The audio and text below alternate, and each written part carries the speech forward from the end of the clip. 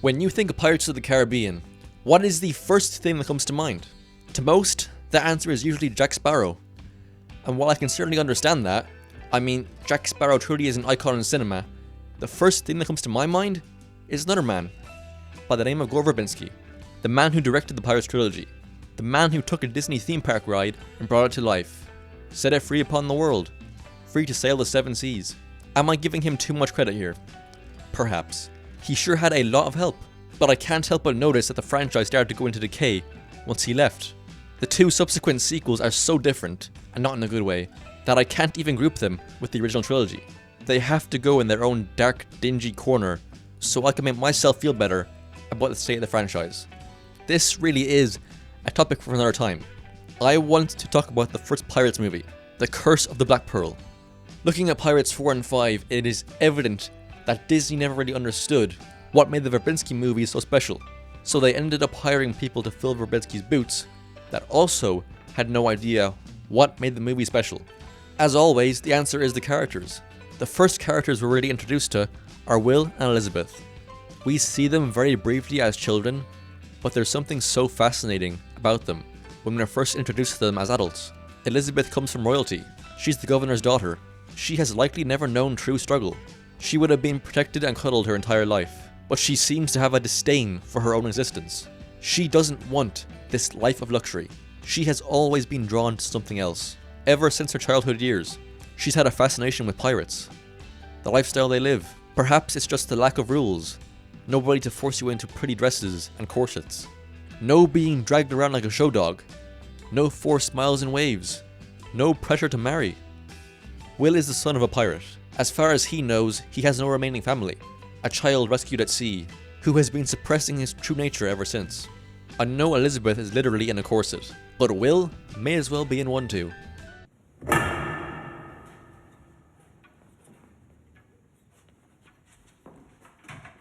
He's very passive and mannerly. He's actually more obedient than he is polite. He has convinced himself that he belongs on some social ladder, and he has placed himself pretty damn low. After all, he is just a blacksmith. We are then introduced to Jack Sparrow, in what has to be one of the best character entrances in any movie. What else is there to be said about Jack Sparrow that hasn't already been said? He's an extremely interesting character. People still debate as to whether he's a genius or just extremely lucky. I think most of us agree that this man is a genius. Okay, I wouldn't go quite that far. Jack Sparrow is not a genius. He seems to have the IQ of the average man, but his greatest strengths are his skills as a strategist and his insanely high emotional intelligence. This man understands people. He knows what makes people tick, how to motivate them, how to influence them, how to move them around like pawns on a chessboard. He knows what you're thinking, and he knows what you're going to do before you've even done it. It's like his brain is capable of running complex simulations of a scenario in mere moments. He is quick-witted, perhaps too quick. Unless, of course, he knew you wouldn't believe the truth, even if he told it to you. When we first meet Jack, he's looking to commandeer a ship.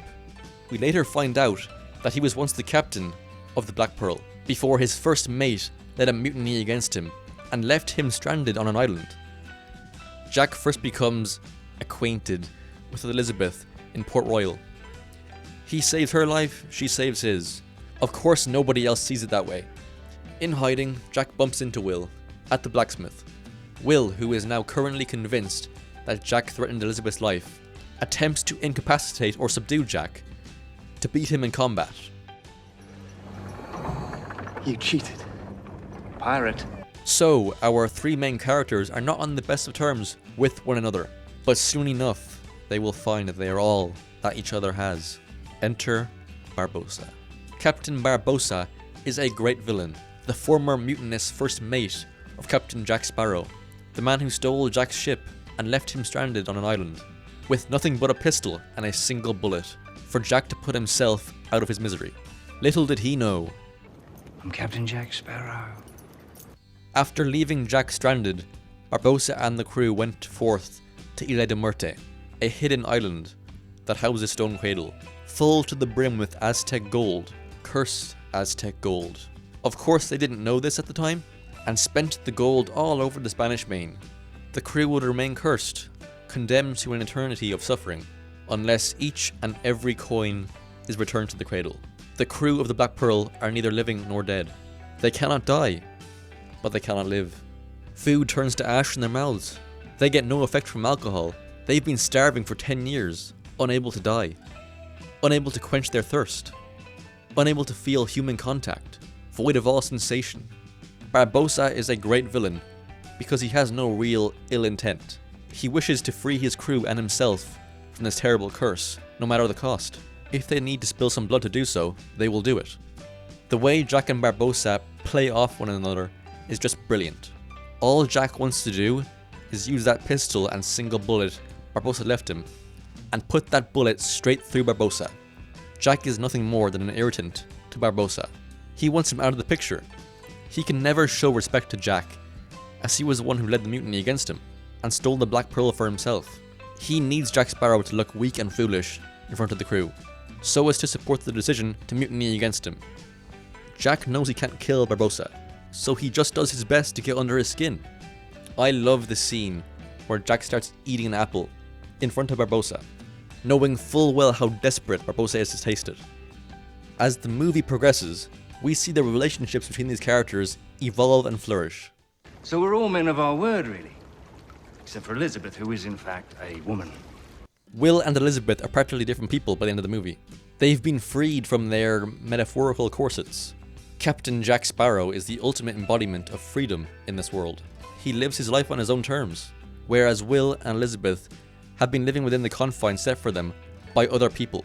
Will and Elizabeth are resistant to his ways at first, but they are forced to accept them and live by them out of necessity.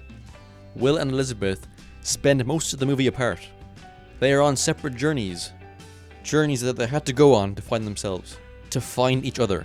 They realize who they are, who they were meant to be, how they want to spend their remaining days. You forget your place, Turner.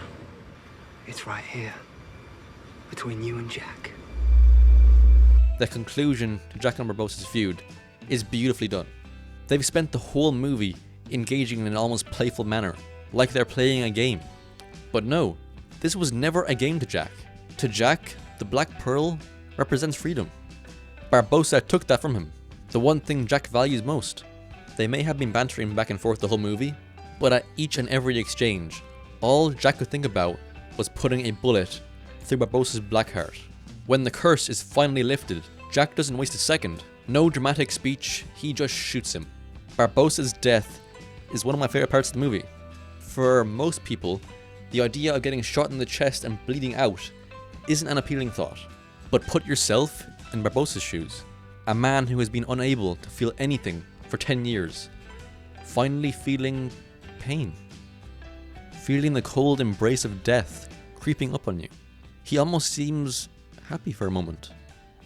He drops to the floor, and we see a green apple loosen from his grip. Even in his last few moments, all he wanted was to do something as simple as taste the sourness of an apple, to take a bite of something, and not have it turn to ash in his mouth. Sure, this movie has the action, the adventure, the spectacle, but that's not what made the movie great. That is not what resurrected pirate movies. The secret to success always lies with the characters.